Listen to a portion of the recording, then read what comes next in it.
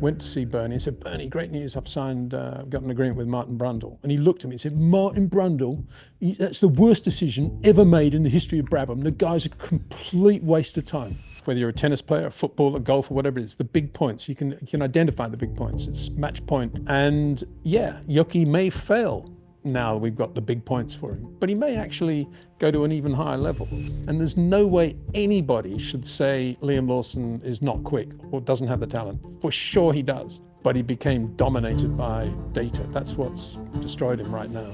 As I've said all along, they should have kept Carlos Sainz. Not that Lewis isn't going to do a better job than Carlos. I think he will. That's not my point. My point is to get the best from Charles, it would have been better to have had Carlos in the other car.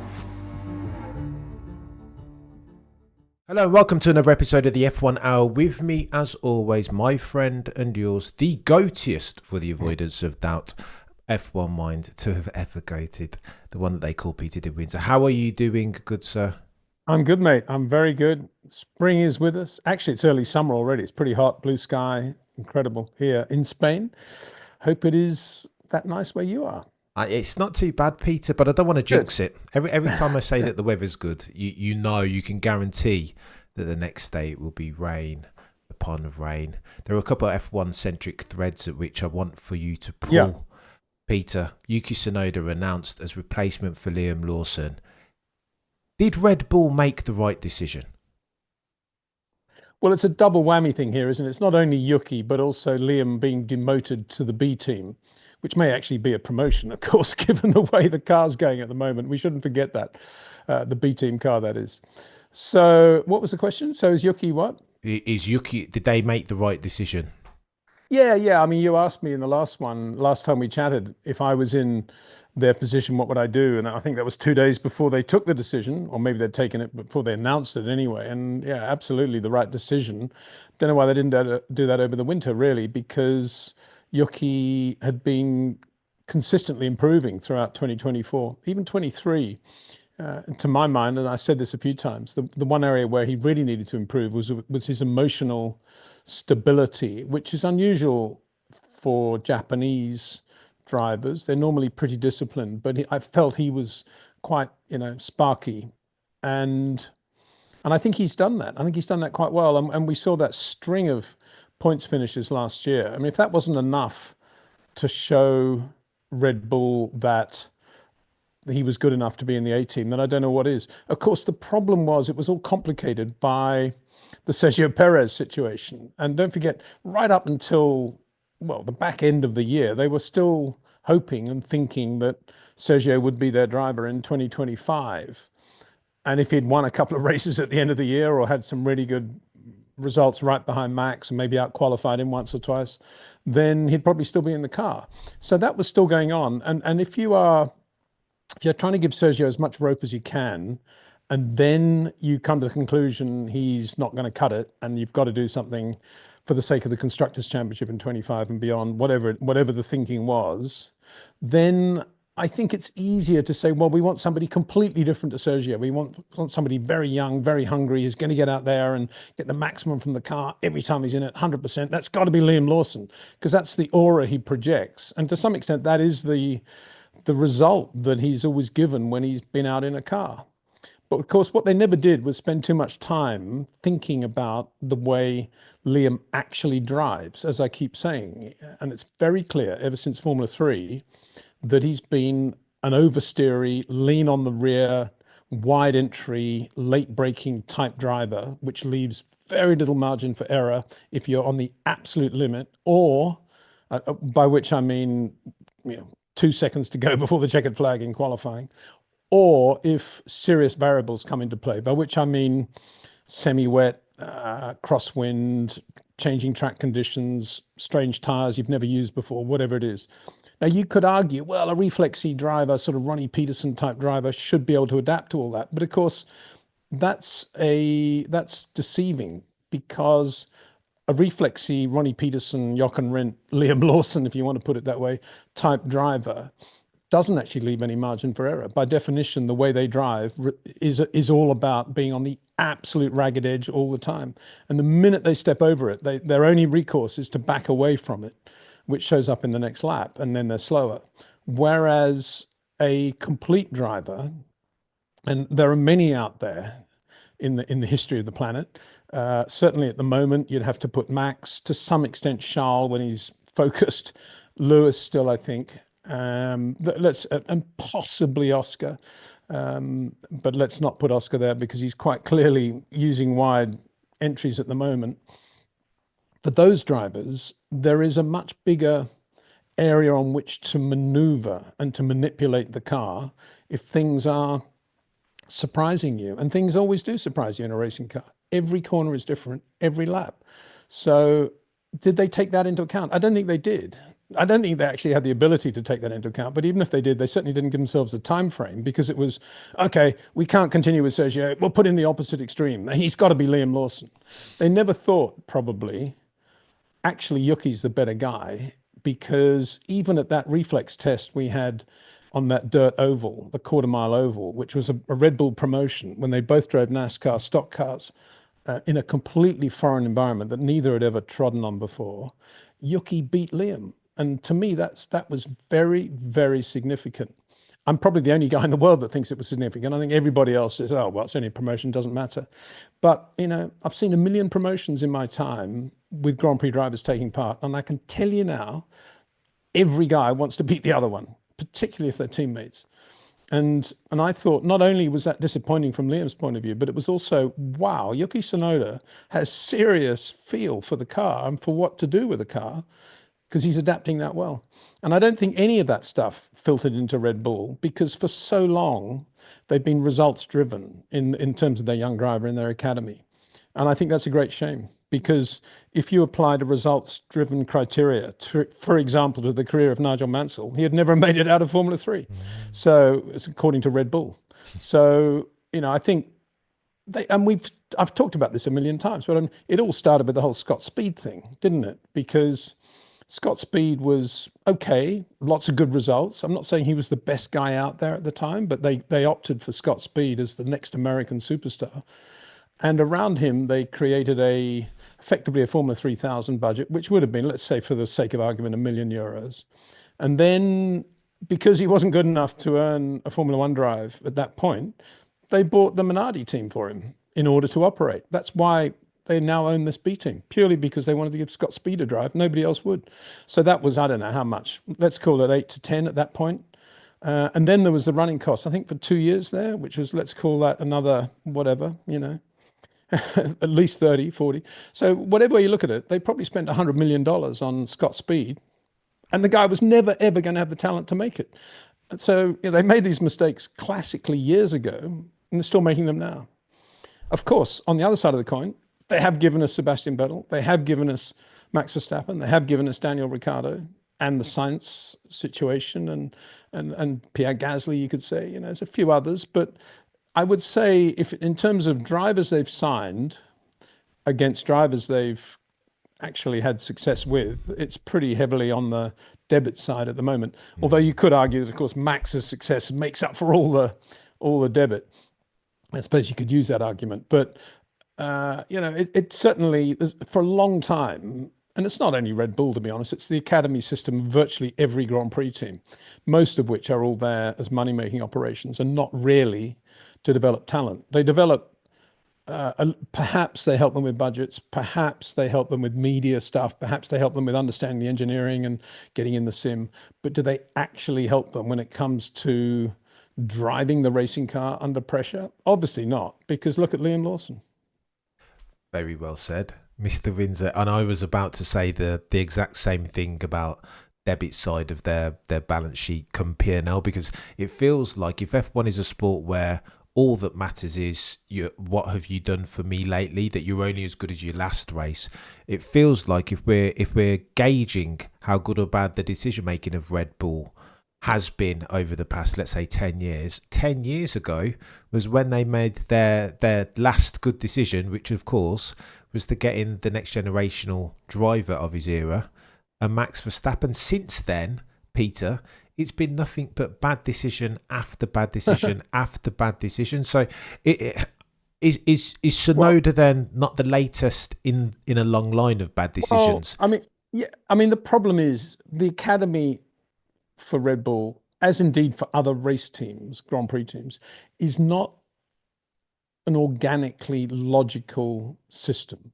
As I say, I would say all of them are based on who is the next young karter, who has a lot of money behind him, and then that who has a lot of money behind him in italics, because very, very few young karters with zero budget ever make it now, sadly, because of the system we have.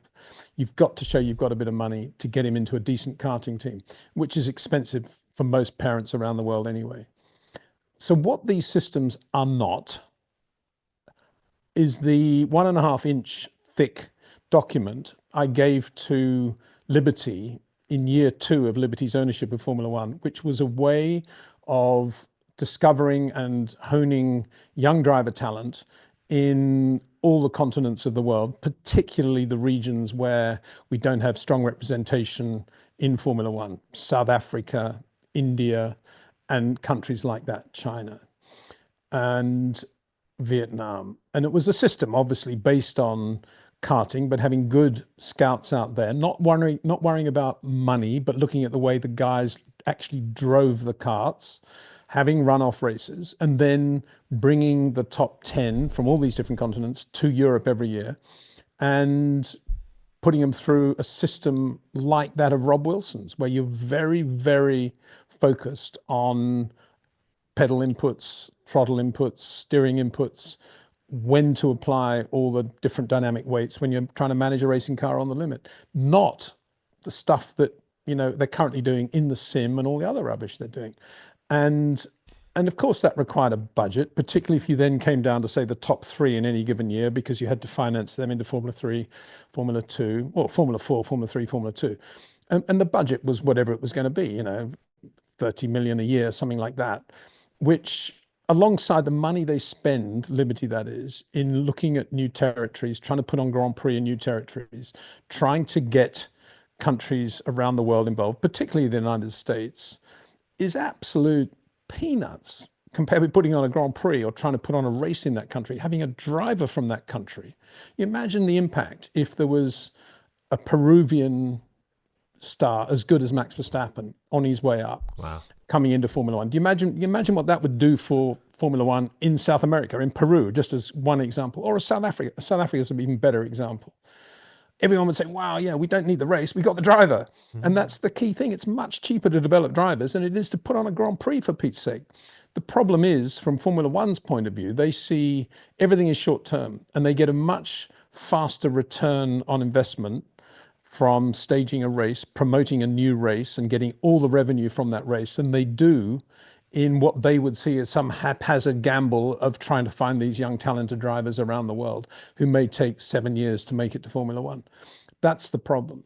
And because everybody has very, very short-sightedness in Formula One, it's probably never going to happen. It's a great shame because it'd be very, very easy to do. I could tell you now 10 guys that I would trust with my life to put in 10 different regions of the world to look at young talent and to make notes of how they drive, what they're doing, what their attitude is like, their propensity to learn, their propensity to be self-critical, and then to be able to bring those together collectively to the UK and start to hone their driving talent in the way that Rob Wilson honed Kimi Raikkonen's driving talent. And he's done quite a lot for Lance Stroll and Valtteri Bottas over the years. So that's what's wrong with it all. It's all too difficult. And that's what I was told. When I gave this dossier to Liberty, they said, oh yeah, it looks great. It's all very complicated, isn't it? And that was it, you know, thick document. Who's ever going to read that? And so it went nowhere. And so here we are saying, oh, why is it Red Bull have got so many failures? Well, it's because they don't have an organically logical system. You know, the whole Red Bull, let's find a Formula One American world champion thing. I think they had like 15 drivers. And I was there. I was actually comparing the event when they announced all the drivers in the States that were going to be in this Red Bull Academy thing to get them into Formula One. And the result was Scott Speed, because not once actually did they do a proper evaluation of driving talent. That was the problem. Oof. Mr. Windsor, you're speaking the gospel here. However, I would see that and raise you this, Peter. Red Bull find themselves in this situation not by dint of some of the bad decisions that they've made, but some of the good decisions that they haven't made. Carlos Sainz, you said, was free, brilliant as far as his technical feedback, desperate to get himself in either a Mercedes or a Red Bull. And Red Bull did one of these and pretended as if they couldn't see the light that was before them. So too, Oscar Piastri sat on the Alpine subs bench for 2 years. Red Bull had the opportunity, would have you'd imagine, to sign him. And yet again, they seize defeat from the Moors no jaws of victory. It feels like they just keep making bad decisions at the altar of trying to keep Max Verstappen. And ironically, in making those bad decisions, in now getting rid of Liam Lawson, who Max Verstappen wanted to keep, it feels like they're about to sacrifice Yuki Tsunoda now at the altar of their bad decision making, plunging him into nothing if not a pressure cooker of an environment at his home Grand Prix in a very mercurial, temperamental RB21 as far as its handling dynamic. What are they doing, Peter? It makes no sense. Well, on top of that, how are they going to handle it when Liam Lawson out-qualifies him as well? Which he might, because the car, we know how good the Racing Bulls car is. I can't bring myself anymore to call it the Visa Cash app, because I've spent all morning trying to get onto the ridiculous Barclaycard Visa app. And even though last time I noted down the 9-digit pin they wanted me to remember, the minute I opened it up and said, "What is your 5-digit pin?" I've never had a 5-digit pin. If they change this thing every time I open it, these guys just ought to give up, I think. Anyway, getting back to the point. Yeah, but I think hopefully somebody at Red Bull, probably Christian Horner, has got a brain enough to be able to say to Yuki, look, don't even worry about what happens here this weekend. It's mayhem. We know it's going to be mayhem for you. Whatever happens, happens. Do your best. We'll be there to support you. Effectively, your new relationship with Red Bull begins in Bahrain. Don't worry about this weekend. That's what they should be saying. Instead of which they may be saying, "Come on, you can do it. Yeah." And then it could end in tears. But you mentioned some of those other drivers. The Oscar Piastri thing, I mean, he was always on the radar, wasn't he? And I think, I mean, they could have got him. He might have done what Zach did, maybe, but a better example is Carlos Sainz, of course, because he would be absolutely perfect alongside that car, alongside Max now, because he would be able directly to relate it to the Ferrari, which is a really important point. But beyond that, we know how good and professional he was by the end of last year. I mean, it's all starting to fall apart now, as I predicted, in a car as irascible as the Williams and a driver as good as Alex Albon alongside him. So it's a great shame. And the reason they didn't sign Carlos, I think, was because Max didn't want him, because something happened between them when they were at Toro Rosso together. And, Carlos actually looked pretty good alongside Max. He certainly didn't blow Max away, but the reverse wasn't true either. Carlos was there. And maybe it was that. Maybe it was some crosswords, and that was it, never again. And that's a great shame because I think Carlos would be the perfect guy in the Red Bull right now, and they'd be in much better shape as a result. So, and as for other drivers, I think it's, to me, a guy with enormous talent is Alex Palou, and he's been around a long time in Europe. It was very clear when Adrian Campos Sr. put his trust in him and put him into Formula 3, financing it a lot himself, how good Palou was. And nobody in Formula 1 was interested because he didn't bring a lot of money with him or whatever, or not invented here, or whatever their stupid excuse was. And there he is, looking brilliant in America now. And no surprise, this guy, the minute you see Palou in a car, he's got it. Short corners, softness of touch, really, really good. And, that, to me, that's a big example of Formula 1 missing the boat. I've also talked about Fred Vasseur, and, have we ever really given Pourchaire a proper go? No. Nobody knows how quick Pourchaire is. We know he's very quick because we've seen that in Formula 2, but we don't know how quick. But nobody's even bothering to give him a chance. It's pathetic. It's weird the way that the F2 seasons work these days, Peter. It's almost like if you don't win it in your maiden voyage, then you're instantly thrown onto the F1 heap, not fit for purpose. Rather give it to a Kimi Antonelli or an Ollie Behrman, neither one of whom completed an entire season, right? It's like you've got to be on the next best one as early as possible rather than letting them cut their teeth like Teo or Felipe. Well, I don't think there's any logic to it. There's no logic really to any of that. If you compare Isaac Hadjar in Formula 2 with Théo Pourchaire, how can you say that Pourchaire's career wasn't as good as Isaac Hadjar's? There's no logic in it. Yeah, no, I think No. I think they'd argue, Peter, that Isaac's flame was burning brighter earlier on in his career than was Really? Teo's. Yeah, Pourchaire in Formula 3 was unbelievable. I know. Yeah, It depends what sort of lens they're looking through, of course. But if you try to be reasonably objective, then how can you say that? yeah.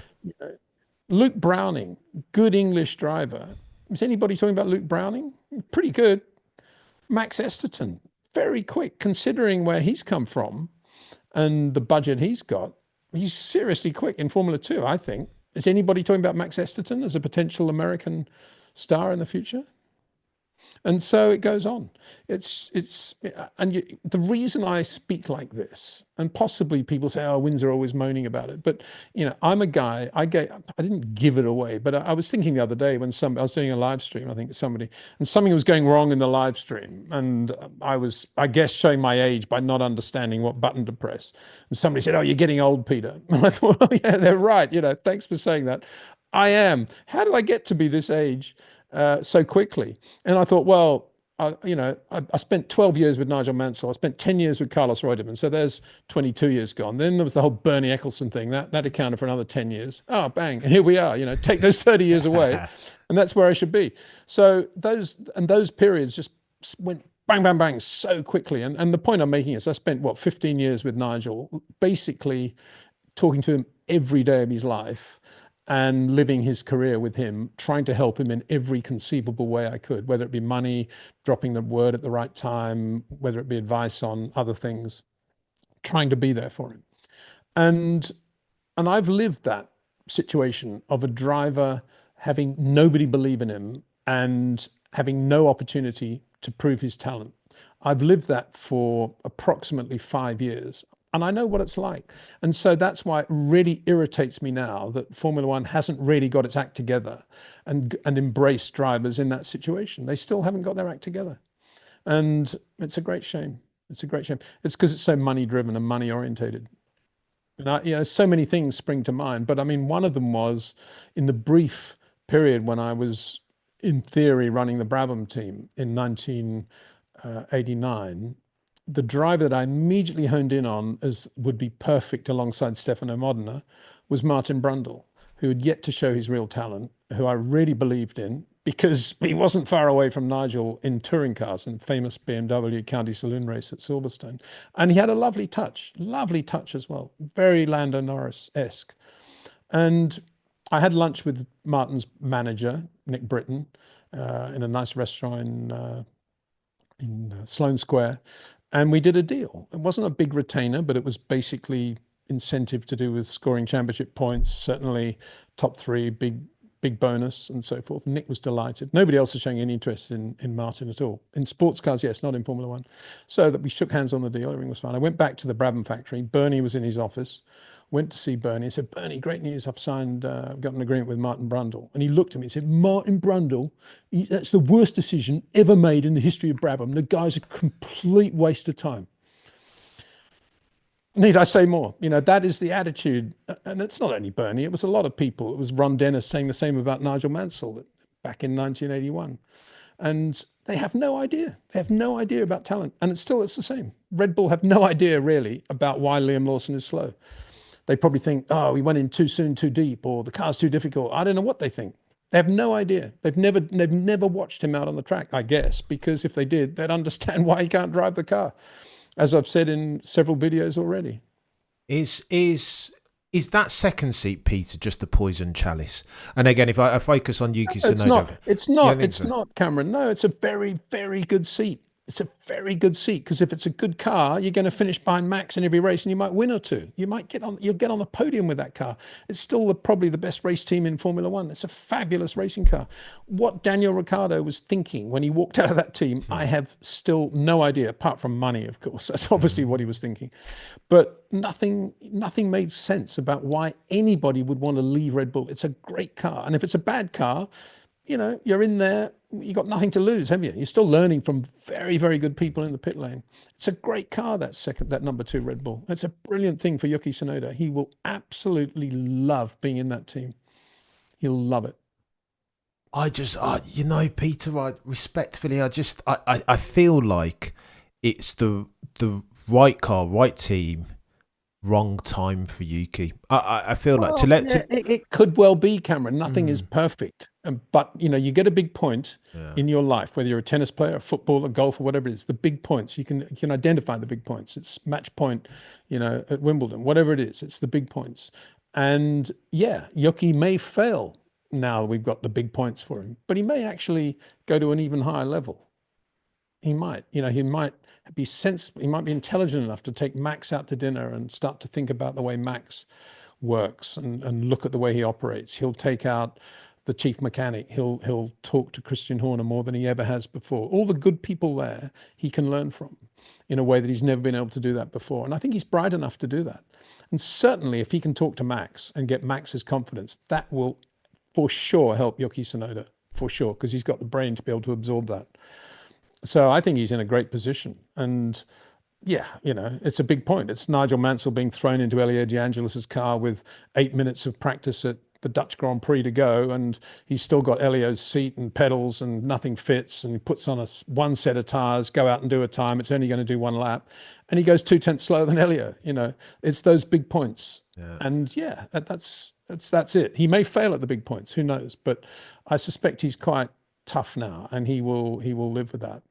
Well, but when you say it's a poison chalice, again, the reason I'd say it's not is because I've been around long enough to know what the number 2 car in a poison chalice team looks like, i.e. the second Lotus, when Lotus were in Formula One. And that's a second car. That's a car that probably most drivers wouldn't want to have been in. But in this era, when you've got 2 cars virtually identical in every respect, apart from setup, but in terms of strength and all the important parts of the car, that second Red Bull, I mean, it's a brilliant car to have. Brilliant drive to have. It just feels like, for me, Peter, that Yuki's not necessarily the driver that you'd expect, that you'd pick out in an ideal world, an ideal set of circumstances to thrive in the chaos that is that Red Bull circumstance, as at April now 2025. It just feels like I would have loved for them to put Yuki in the seat, make the decision, put Yuki in the seat for 2025, give him all the sim time that he needs, make sure that we're due diligence up, that we're prim and proper, and then we get a real read on whether Yuki could be a good number 2 to Max. But now, under these circumstances, Japanese Grand Prix, the final one of the Honda Red Bull collab, and Yuki's out there doing all these show runs, and it's like, I feel like I don't think Yuki can prosper in that circumstance. Given how unsuccessful all the sim sessions were for Liam Lawson over the winter, surely that's an indictment of the whole sim thing. Should just be thrown out the window now, forget about it, and drive much more on gut feel and rely on your own talent. And I think it's a perfect way for Yuki to get in without having to do all that stupid sim time. A, and B, he's Japanese. So hopefully he's bright enough to just, don't understand, and just put on the headset and do his own thing and talk to the key people in the team, keep his mind very, very quiet and clean, and get out there and drive the car on gut feel. If he does that, he'll go well. If he does everything you've just said, or if he did have the opportunity to do all that, I think he'd get very confused. All that sim stuff. Oh yeah, you're faster than Sergio Perez. Oh yeah, Liam Lawson was a bit quicker here. Oh yeah, Max does this. He wouldn't know what he was doing. Let the guy drive the race car. That's what it's all about. If he doesn't have that gut feel of how to drive the race car his way, it's never going to happen. And Liam Lawson tried to, I think, put in all the inputs from all the sim work, all the data, all the engineering. He got completely confused in his mind. And that's the problem. Too much information. Aldous Huxley, ghost in the machine. It's just completely over the top now in Formula One. And this is a very good example. I've got to say at this point, chapeau to Toto Wolff and the Merck boys, because they seem to have got a very, very good guy now in Kimi Antonelli. They've done a very good job of showing that you can jump that way and do well in Formula One straight away. So full marks to them. They've got it right. They've got the balance right, and Antonelli's in there doing his own thing, kind of. I just hope he's starting to work on fast corners and backing away a little bit from fast corners, and just and not being so edgy and spiky, sort of George Russell like on the fast corners, because I don't think he has George's level of car control at 192 miles an hour through a blind left-hander with a crosswind. But I do think he's got the measure of George on slow and medium speed corners. I think he's really, really good there. And full marks again to Mercedes for honing that. They've made a good decision for the first time in the last 5 years. Made a decision. They've done a good job with their decision. Agreed. That's the point. You can make all these decisions. They're all pretty good, these guys, but you need to get the best from them. Liam Lawson is not Kimi Antonelli. And I don't mean that in terms of pace. I mean that in the way he drives the racing car. There's nothing wrong in driving it like Ronnie Peterson, providing you let him be Ronnie Peterson. But don't try and confuse him with all this data and all this sim stuff and get him to do this and that and the tire management, all this rubbish. Let him drive the car.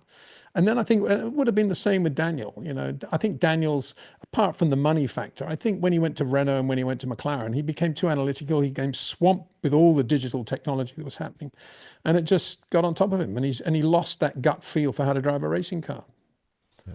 There's too much. There's too many people trying to justify their jobs in a Formula One team by being the head of this, head of that, and doing this. And you see all these people on the radio, and they all look so serious. They never smile. They hardly ever talk, from what I can see. They're staring at these screens throughout the race, throughout practice, throughout qualifying. What are they all doing? Get out in the circuit and watch the guy. It's just, they overcomplicate it. Racing drivers are racing drivers. They're simple human beings that do something incredibly well, and they're all very talented. And there's no way anybody should say Liam Lawson is not quick or doesn't have the talent. For sure he does. But he became dominated by data. That's what's destroyed him right now. And I think when he goes back now to racing bulls, I think it'll be, okay, welcome back, Liam. We know what you're doing. We trust you. We know you're going to be quick. Here's the car. Get on with it. I'm sure it's going to be that. Apart from anything else, they haven't got quite the same depth of technology at Red Bull, which is a good thing from his point of view. It's a good shout, Peter. What do you reckon on? I feel bad for Liam. I know that he said some things. He was quite satirical even and dismissive about Yuki, saying that he's old news. I beat him in feeder formula. What's Yuki Tsunoda got to do with it? He said as well about adaptability, that he doesn't believe in adapting to a car. Either you're fast or you're not fast. Now though, my heart kind of bleeds for Liam. I feel like they need to get their arms around him. But I'm not sure that Red Bull is the team to do that. Helmut Marko came out and said that he hasn't been demoted. We've just switched him. We've been our decision enables Liam to continue his F1 career. To that, Mr. Windsor, you say? Well, what I just said, he's not actually driving for Red Bull per se. He's driving for Racing Bulls again in Italy, having pasta in lunchtime. It's a completely different situation. And in that situation, I think he will thrive again. I think he'll go really well. And assuming they just let him get on with it and they don't try and confuse him too much. And I don't think they will. I think they will let him get on with it. And I think that's a good thing. So it's quite far away from the Red Bull the Red Bull Helmut Marko thing. It is a different team in that sense. And so I think he'll be fine. And yeah, then they didn't fire him completely. I mean, he's unbelievably lucky not to have been fired completely, I think, actually, given the way Red Bull have behaved in the past with some of their drivers. And, he could have been completely out of a drive with no money behind him whatsoever. And they could be running, I don't know, anybody in the car. But they're giving him another go, and that's good. Fair play. Fair play to Red Bull. Let's talk about Ferrari for a couple of minutes, Peter, because Italian press are being fairly, I don't want to say a bit premature maybe around Ferrari. And again, press and media can do this, right? It's either the very best thing that you've ever seen or the very worst. And right now, if you're reading the press and media autoracer.it, it sounds like you would be forgiven for thinking that this is the end of the world for Scuderia Ferrari, that Fred Vasseur, his length, his time as team principal potentially coming to an end unless he can win silverware this year. What do you make of that, Peter? Are they a million miles away from the truth? Well, they just won a race, didn't they? Why are they saying all that? A sprint race, though. Not Well, the it's a race race. proper. They still won a race from the pole. I mean, give me a break. I think, obviously I'm saying that slightly sarcastically because the Chinese weekend engenders any observer to say, what is going on at Ferrari? Up one day, down the next, no control, poor management, or whatever conclusion you want to draw. Yeah, sprint race win, Sunday didn't look very good. So, and then disqualification, obviously. So poor management on the ground. But yeah, Ferrari love to, and Ferrari critiques, if that's the right word, IQUES rather than ICS, I think in this case, love to jump on Ferrari when they have a really bad thing happen to them, like the two disqualifications after a pretty mediocre race. But anyone, we all know that it's too early to say that, and let's see what happens. Charles' pace, was it with a front flexi wing in the end? I don't know. Maybe he's benefiting from that, but certainly his pace with that broken front wing was extraordinary. And I think my only question mark is Lewis, really. I think it was such an odd Sunday for Lewis after such a great Saturday. And as I've said all along, they should have kept Carlos Sainz. Not that Lewis isn't going to do a better job than Carlos. I think he will. That's not my point. My point is to get the best from Charles, it would have been better to have had Carlos in the other car. So, in case anybody wants to quote me out of context there, that's the context of what I'm trying to say. And so, yeah, when you've got Lewis there, who's such a global megastar, and you got Charles there on his side of the garage trying to be quiet and get on with his job, and the car's proving to be quite difficult. These are difficult moments. I suppose you've got to say that for me, yeah, obviously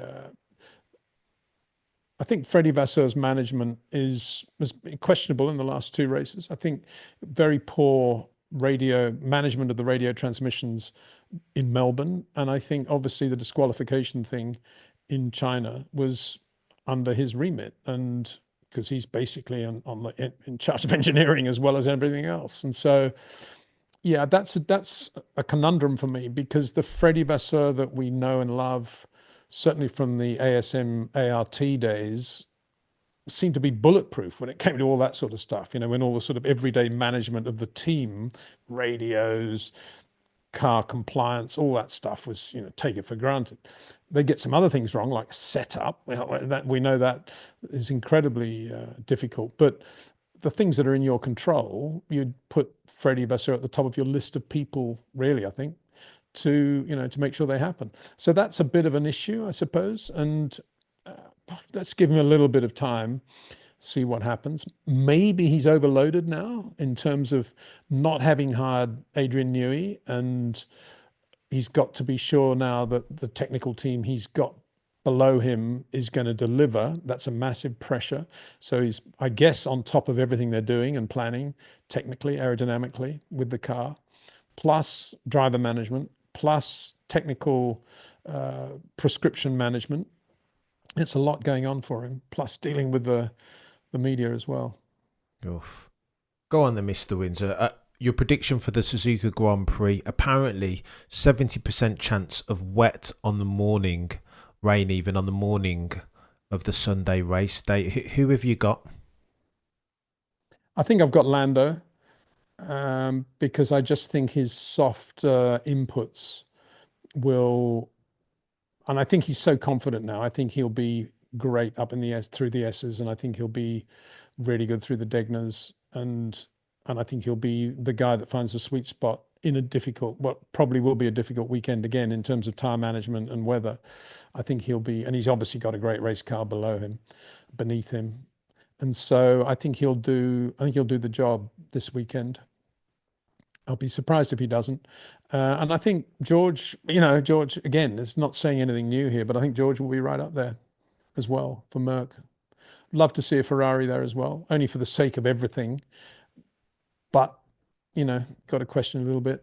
Max will probably do what he did in China, really good qualifying lap, but he may struggle to sustain that over a Grand Prix distance, although it's quite difficult, of course, to overtake at Suzuka. Yeah. And I imagine Red Bull in their very efficient way will be maximizing the opportunity of getting a decent grid position, knowing that once they've got a grid position at Suzuka, there's a half reasonable chance they're going to be able to hold that. So yeah, you got to include Max in the game as well. Oscar Piastri, definitely. Why Oof. not? And he takes a slight glitch from Lando for Oscar to be right there as well. Again, not saying anything new here, but that is it, isn't it? That's the way inevitably it's going to be. The question is, will Ferrari find a sweet spot early on with their tire management or not? And if they don't, they seem to be, takes them a while to get through. Whereas Mercedes and Red Bull tend to get on top of tire management issues quite early on. Ferrari tend to take longer, so far anyway. But if they can get a decent window early on, then obviously Charles and Lewis will be there. Mr. Windsor, you're a legend. As we round third base, let me ask you one final question. I was going back into the archives and reading an old edition of Motorsport magazine. In there, they talked about the greatest laps ever, citing 83, Beloff at the Nordschleife, Juan Fangio 57, again on Collins and Hawthorne, citing Ayrton Senna's very famous 1988 out-of-body experience, qualifying lap pole 1.5 seconds down the road from Alain Prost. I always wanted to ask you this, Peter. What in your humble opinion, is the greatest lap that you've ever seen, F1 or other motorsport? Oh, it has to be one I've seen. Well, broaden it out. One that you've not necessarily seen in person, but that you're aware of. Well, in terms of one I've seen, I would put Nigel Mansell's Ferrari lap of Silverstone in 1990 up there as alongside any good lap I've ever seen, when he outqualified Alain Prost in the same car by over a second. Oh. And didn't finish the race, as we remember, but unbelievable lap through Stowe Club. Unbelievable. So there was that. I think in ones I didn't see, it would have to be Jim Clark, Belgian Grand Prix 67 in the Lotus 49 with no wings, 190 odd through the Master Kink, with the tires sort of going like this on the straight. They're so narrow off the rims almost, and no seat belts, no full face helmet. And again, comfortably on the pole by a ridiculous margin. And that lap always, Jimmy was brilliant in many qualifying laps, but around Spa, the old Spa, in a Lotus 49, in only its second race, when everybody knew it was super fragile as well, and Jimmy was that quick, just makes the hair stand up on my arms even thinking about it now. Blimey. Mr. Windsor, legend as always. I could keep you for another 60 minutes reminiscing about when time. Sorry, I'm going to add one more. Go on. Carlos Reutemann, Monaco 78 in the Ferrari T3, when he got the pole on Thursday, when the track was still slow and the track was much quicker. He was doing some other stuff on Saturday and he still held the pole. That lap, I think, was one of the best laps I've ever seen Carlos drive. Wow. Super. Wow. And also, got to say, here we go. Monza 1981 Italian Grand Prix, when Carlos split the Renaults as well in the Cosworth powered Williams. Oof. No front wing on the car, flat through the second Lesmo, when the second Lesmo was a seriously quick corner. Blimey. A couple of the best laps. Max Verstappen gets a worthy mention as well. China 2017. Yeah. And surely you've got to talk about Senna Donington 93, maybe? I don't know. Maybe.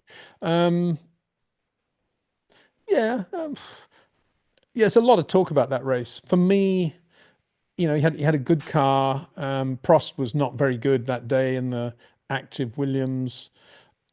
Who did he beat? I hate to say that, but he disappeared. And I mean, Ayrton drove some unbelievable pole laps. There's no doubt about that. But to start mentioning all these laps, inevitably, there's always going to be one that you don't. So I'm just focusing on drivers that normally don't get a mention when everybody's talking about the great laps. And we all know the great laps Max has driven, Lewis has driven, Michael Schumacher's driven, Ayrton Senna's driven. I'm talking about perhaps talking about laps that some people aren't so familiar with. I've got a couple to hand that you might like, actually, that don't often get a mention. Sterling, 1955 Mille Miglia. Oh, I thought we were talking about Formula One. Were you talking about qualifying laps, or races are we talking about now? Just anything. The greatest Oh, laps in okay. any series. Oh, all right. Well, that's a different thing. I thought you were talking about pole laps. Yeah. Oh, yeah. I mean, Sterling, obviously 55, Mille Miglia. Sterling in anything, really. In the 250F, Monza, Oh, 1950, four, whatever. Sterling 55, 61 British Monaco. Grand Prix, Sterling, Monaco 61, and the Nürburgring in 61. Tony Brooks at Spa in any given car. So it goes on. There are just so many wonderful performances over Yeah. the years, and so many different drivers' cars. And then that's when you have to start getting a bit unobjective, really, because you've got to say, well, there's too many out there, but these are the guys I really like and really remember. 100%. And yeah, Fangio Rouen 57 in Tough. terms of a win was as good as it gets. French Grand Prix. I see, just changing the subject a little bit, but I see Red Bull have got a new livery for the Japanese Grand Prix, mirroring kind of the livery of Richie Ginther's Honda 65. Great car, that 65 Honda, Yeah. and 1.5 litre transverse V12. I mean, what a car, revving like crazy. And lovely to see. I mean, it's a shame in a way, because the beauty of that livery of the 65 Honda was just the white and the red roundel. And of course, there's so much other stuff on the Red Bull, it's kind of hard to see it through it. But nice touch, I think, from Red Bull to be doing that. And it must irk them, I would have thought, that Honda, they left, and now they're coming back with Aston Martin. I wouldn't feel so warmly towards them as Red Bull obviously do, but because of that. But anyway, good to see them doing that. It's a really nice touch, right, to commemorate. It is. The first time that a Honda engine, or a Honda engine car even, in the RA272 won a race 60 years ago now. So no, I concur, Mr. Windsor. And I think you'll find also that was the first win for Goodyear in Formula One, was it not? Wolff, you've gone way above. This is way above my pay grade now, Mr. Windsor. I think it was. So yeah, that was a significant race. That Jimmy, of course, had won the World Championship long before the Mexican Grand Prix, and 65 was the year in which Jimmy won not only the Formula One World Championship but also the Indianapolis 500 in the same year. Not a bad peddler. Not a bad peddler, you could say. Not a bad peddler, Mr. Jim Clark. Peter, you've been an absolute legend as always, super generous of your time, sir. If you enjoy these market-leading insights, purple sectors each and every single time, from the one that they call Peter Windsor, go and subscribe to that fella. If you're not already, what are you doing with your life? But subscribe to him on YouTube. If you like ingesting your F1 content by dint of your favourite podcasting platform, then of course it's Short Corners. 5 stars and follow. If you're watching this on the YouTube, share, like, all the usual gubbins. If you're listening on a podcast platform, as always, be sure to drop me a cheeky 5 stars and a follow. Mr. Peter D. Windsor, you're a legend as always. Thank you so much for your time. You guys in the chat, do me a favour between now and next time, as always, remember to look but never stare.